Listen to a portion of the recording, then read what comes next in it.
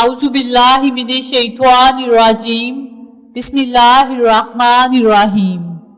Bushra Islamic TV के मुअज़्ज़ज़ सामीन नाज़रीन और उम्मत मुहम्मदिया की मुकद्दस माँ और बहनों, अस्सलामु अलैकुम वरहमतुल्लाहि वबरकातुहू। उम्मीद करती हूँ कि आप जहाँ भी होंगे अल्लाह के फजलो करम से खैर वाफियत से होंगे और दुआगो हूँ कि अल्लाह पाक आपको हमेशा सेहत और सलामती के साथ प्यार और मोहब्बत वाली, खुशियों वाली और इत्फाक वाली जिंदगी अता फरमाए और आपको कभी किसी का मोहताज ना बनाए, आमीन। सामीन, आज मैं आपकी खिदमत में बहुत खास और मुजर्रब वजीफा लेकर हाजिर हूँ। बहुत ही आसान अमल है, छोटा सा अमल है और कुरानी वजीफा है। और कुरानी वज़ाइफ तो होते ही बहुत बाबरकत हैं, बहुत ही पावरफुल। आपने इस वजीफे को पूरी तवज्जो और यकीन से करना है। इंशाअल्लाह बफज़ले खुदा अल्लाह पाक आपकी हर दुआ को सुनेगा और कबूल फरमाएगा और आप पर अपनी रहमत भरी नजरे करम जमाए रखेगा। आज का वजीफा उन लोगों के लिए है जो ये चाहते हैं कि उनकी हाजत फौरन कबूल हो जाए।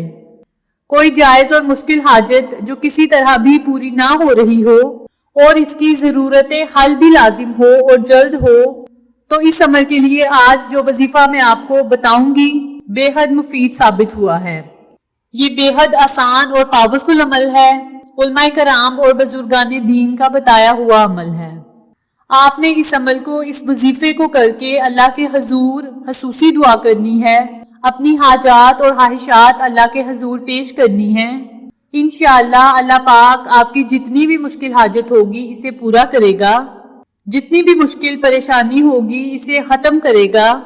आपकी जिंदगी में खुशहालियां ही खुशहालियां आएंगी। आपने बस इस अमल को करके अल्लाह पर छोड़ देना है। अल्लाह पाक जो भी करेगा बेहतर करेगा। अल्लाह ताला इंसान के लिए जो करता है बेहतर होता है।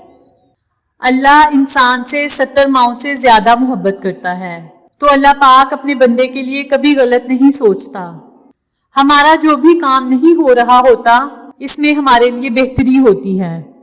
वक्ती तौर पर हमें पसंद नहीं आता कि हमारा ये काम ऐसे होना चाहिए था, लेकिन इस काम में हमारे लिए बेहतरी होती है। अल्लाह जो भी करता है अपने बंदे के लिए वो बेहतर होता है। और याद रखें कि अल्लाह ने अगर आपसे कोई बेहतर चीज छीन ली है तो वो आपको बेहतरीन अता करेगा। इसलिए अल्लाह से गिले शिकवे ना किया करें और अपनी हाजात ख्वाहिशात अल्लाह के हजूर पेश किया करें। अल्लाह को रोकर मांगना बड़ा पसंद है। आजिज़ी से अल्लाह ताला से मांगा करें। अल्लाह को तकब्बुर पसंद नहीं। आप सब जानते हैं कि शैतान को अल्लाह पाक ने बहुत ज्यादा इल्म से नवाजा था, लेकिन तकब्बुर की वजह से इसे इब्लीस का नाम दे दिया गया। इसलिए अल्लाह पाक को गरूर और तकब्बुर बिल्कुल भी पसंद नहीं। जब भी आपने अल्लाह ताला से मांगना है रो रो कर मांगना है। अल्लाह को आजिज़ी बड़ी पसंद है। आपने अल्लाह ताला से रोकर गिड़गिड़ा कर मांगना है कि मौला तेरे सिवा मेरा कोई नहीं, मुझे तूने ही अता करना है। इन अल्फाज में आपने अल्लाह से मांगना है और अल्लाह की रहमतों से, बरकतों से मालामाल होना है।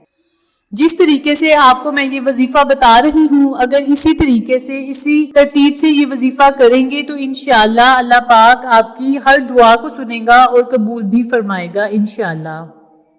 वीडियो से अगर आप हकीकी मायनों में मुस्तफीद होना चाहते हैं तो इसे आखिर तक जरूर देखिएगा, क्योंकि इस वीडियो में मैं आपसे शान नज़ूल भी शेयर करूंगी और आज का जो अमल मैं आपको बताऊंगी, अगर आपने एक स्टेप भी मिस कर दिया तो इस वजीफे का आपको कोई फायदा नहीं होगा। इसलिए इस वीडियो को आखिर तक जरूर देखिएगा। तो चलिए आपका वक्त ज़ाया किए बगैर हम अपने मकसद की तरफ चलते हैं। वजीफा जिक्र करने से पहले मेरी आपसे दरख्वास्त है कि जिन लोगों ने मेरे चैनल बुशरा इस्लामिक टीवी को सब्सक्राइब नहीं किया तो वो मेरे चैनल को सब्सक्राइब कर दें और साथ में बेल आइकन को भी दबा दें, ताकि मैं जब भी कोई वीडियो अपलोड करूं तो वो आप तक बआसानी पहुंच जाए। जज़ाकल्लाह। तो चलिए अब ये देख लेते हैं कि आपने ये अमल, ये वजीफा किस तरह से करना है। वजीफा करने का तरीका अच्छी तरह सुन लें और समझ लें। आपका जो भी मकसद है, जो भी हाजत है, जो भी ख्वाहिश है, जो भी मुश्किल है या जो भी मुसीबत है, गर्ज के आपका जो भी मकसद होगा, आपने इस मकसद को ज़हन में रखकर इस अमल को, इस वजीफे को करना है। और याद रखें कि इस अमल के साथ साथ पंजगाना नमाज की पाबंदी जरूरी है। इस अमल को आपने नमाज इशा के बाद करना है। عشاء کی نماز ادا کرنے کے بعد آپ نے اسی جگہ بیٹھ کر سورہ یاسین بما بسم اللہ الرحمن الرحیم 7 بار اس طریقے سے پڑھنی ہے. توجہ سے سن لیں کہ بسم اللہ پڑھ لی تو اس کے بعد آپ نے پڑھنا ہے لا مقصود اللہ لا موجود اللہ لا معبود اللہ لا الہ الا اللہ. ان کلمات کو پڑھ کر آپ نے یاسین شروع کرنی ہے، اور جب آپ کی یاسین سورت مکمل ہو جائے تو آپ نے پھر سے یہی کلمات پڑھنی ہیں، لا مقصود اللہ لا موجود اللہ لا معبود اللہ لا الہ الا اللہ.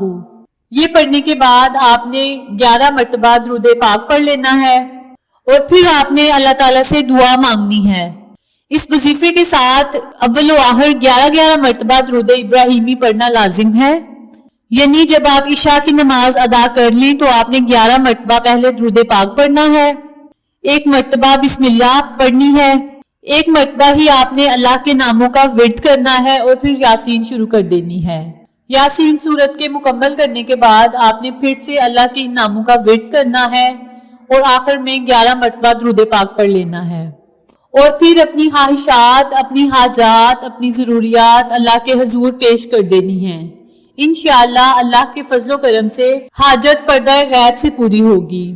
اللہ پاک آپ کی غیبی مدد کرے گا، آپ کی ہر حاجت کو پورا کرے گا، آپ کی ہر دعا کو سنے گا اور قبول بھی فرمائے گا انشاءاللہ.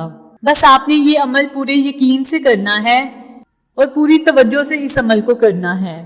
تو پھر دیکھیے گا کہ آپ کو کس طرح اس وظیفے کے فوائد حاصل ہوتے ہیں.